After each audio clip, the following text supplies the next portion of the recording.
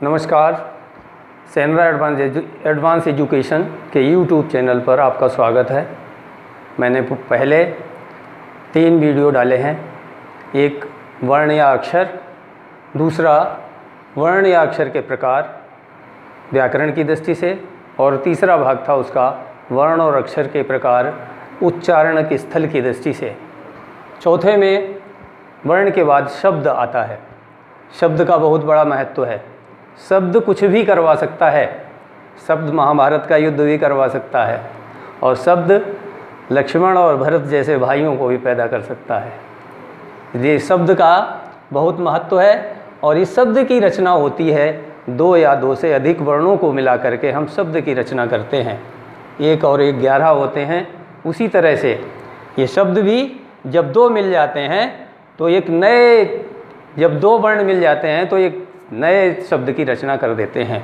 जिस तरह से रा, आ और म मिलकर के राम बन जाता है, क म ल मिलकर के कमल बन जाता है। इसी तरह से अन्य भी 2 या 2 से अधिक अक्षर जब भी मिलेंगे तो शब्द की रचना करेंगे।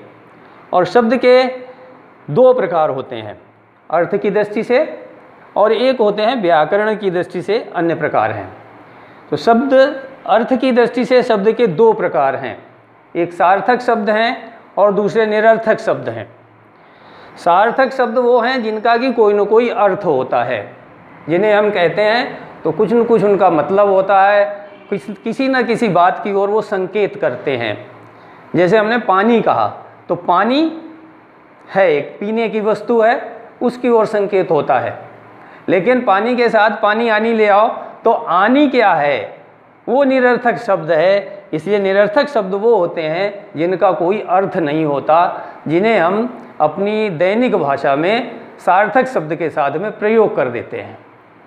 इसी तरह से व्याकरण की दृष्टि से शब्द 5 प्रकार के होते हैं: संज्ञा, सर्वनाम, क्रिया, विशेषण और अव्यय। इन शब्दों को व्याकरण की रचना में, जैसे संज्ञा है तो संज्ञा का एक बहुत छोटी सी परिभाषा है।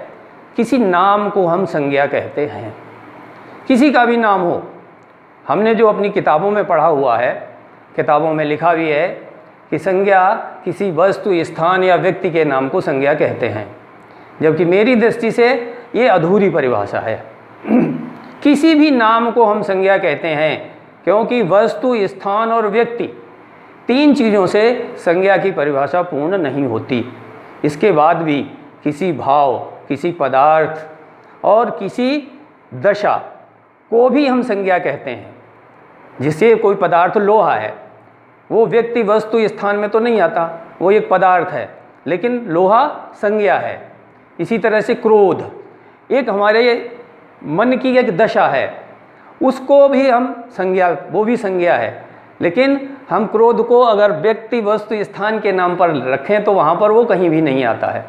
इसलिए हम संज्ञा की एक ही परिभाषा, मेरी दृष्टि में एक ही परिभाषा है कि किसी भी नाम को हम संज्ञा कहते हैं। वो किसी वस्तु का नाम हो, स्थान का नाम हो, व्यक्ति का नाम हो, पदार्थ का नाम हो, भाव का नाम हो, किसी स्वाद का नाम हो, जितने भी नाम हैं व्यक्ति संसार में, वो सभी संज्ञा हैं। इस तरह से अन्य जो हमारे इसके भाग हैं, सर्वनाम, क्रिया, विशेषण, अव्यय, इनको भी विस्तृत रूप से अगले भाग में मैं आपके सामने प्रस्तुत करूंगा।